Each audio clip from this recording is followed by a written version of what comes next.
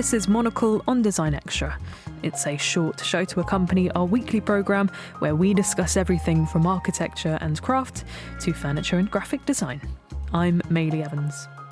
Today we visit East London, where in a leafy neighbourhood, a four-storey house has been restored and transformed into a design wonderland.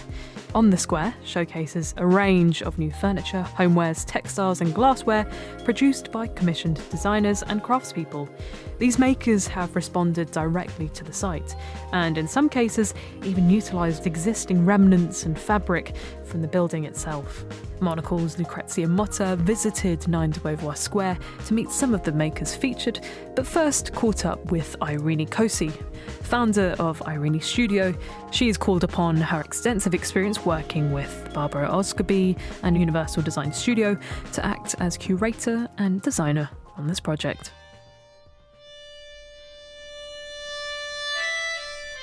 So the house is 1840s neo-Jacobean. I used to call them the gingerbread houses. We lived around the corner many years ago, and I went to see this house a year before I actually bought it. I was used to opening up spaces, and when I came back for the second time, I was like, do you know what, there's 9 spaces, or if not more, opportunities and more walls. There's something nice about having this treasure chest connected with like a central core.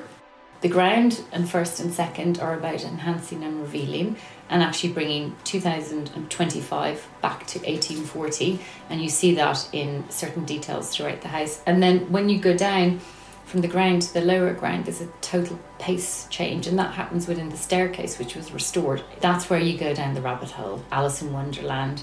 The playfulness, I think, is inherent there always in my work. I can't really design without having a story. I think maybe being Irish and coming from storytelling, that is just part of who I am. I can't help but create a narrative around everything I do.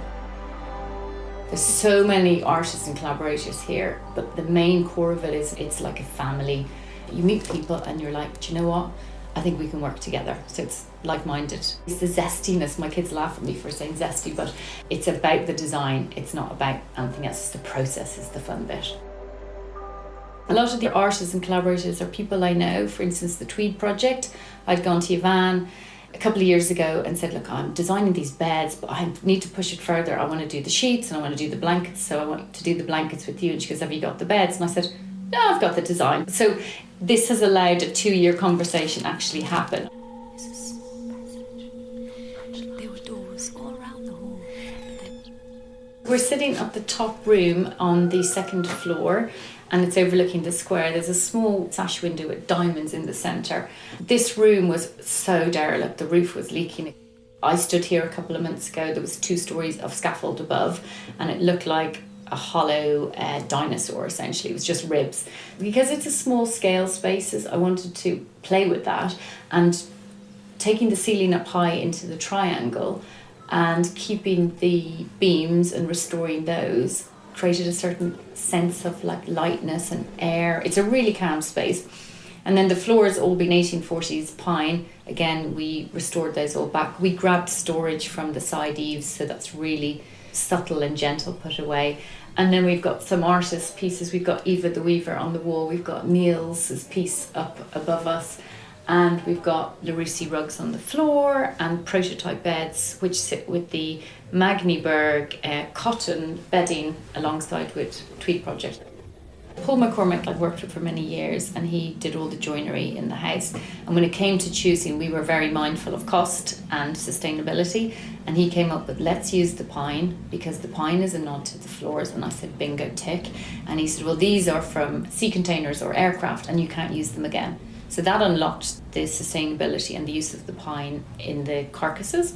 The curtains were amazing here. The guy lived here since the 70s. Didn't spare anything when he did the house up. He had silks, satins and gorgeous fabrics. So I took them down. A lot of people were after them saying, we'll take them off your hands, we'll get rid of them. And I was like, let them sit for a while. So I washed them, and the colours were so vibrant.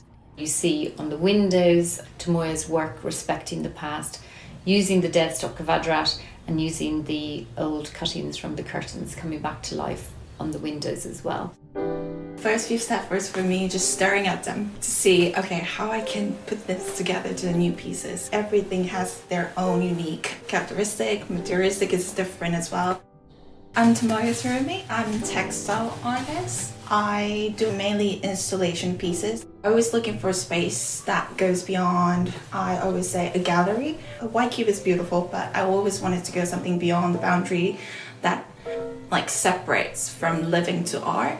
I want to see how that can be integrated together and how can they live together, breathe together, and like evolve some kind of different sensory spaces. The curtains were like quite a various different material. There's a silk, there's a really like thick cotton print one as well. Every cotton has a different characteristic. I'm like having this silent dialogue with them and see, okay, maybe I can tear them, see if I can deconstruct them and see what I can rebuild in the next step. Eventually break it down into these ribbon-like tapes and weave them together to create a whole new surface out of it.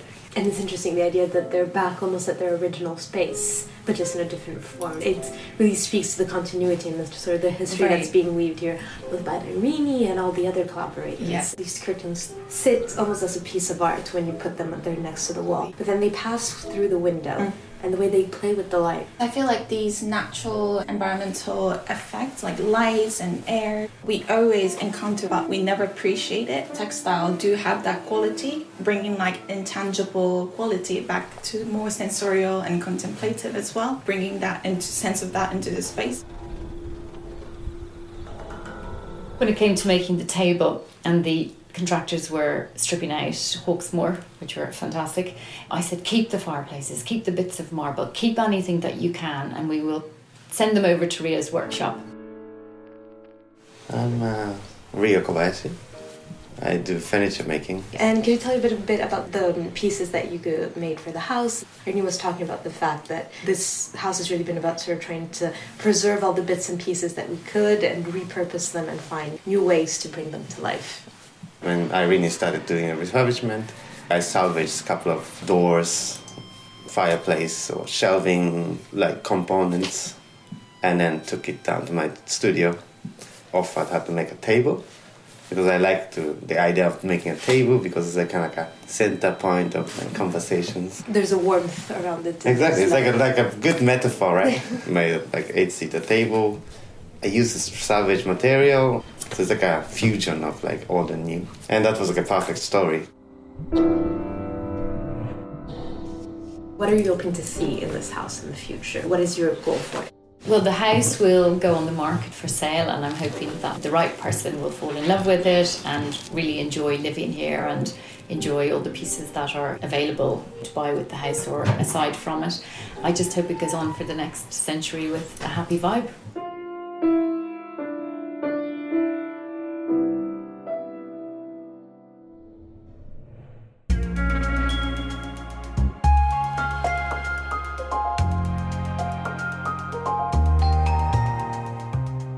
That was Irenie Cossey, and before that, Tomoyo Tsurumi and Ryo Kobayashi. They were in conversation with Monocle's Lucrezia Motta. And the track you heard underneath those conversations was Wonderland by The Sound Nutritionist. Thanks to the team there for allowing us to use it. 9 de Beauvoir Square is open to the public on the 8th of May, and I understand there is an event happening next Saturday, the 9th of May as well. So check out the On the Square website for more information. That's all for this week. If you're eager for more design stories, then listen to our main programme, Monocle on Design, airing on Tuesdays at 8 p.m. London time. Or if you prefer print, pick up a copy of Monocle magazine. It's available on all good newsstands now.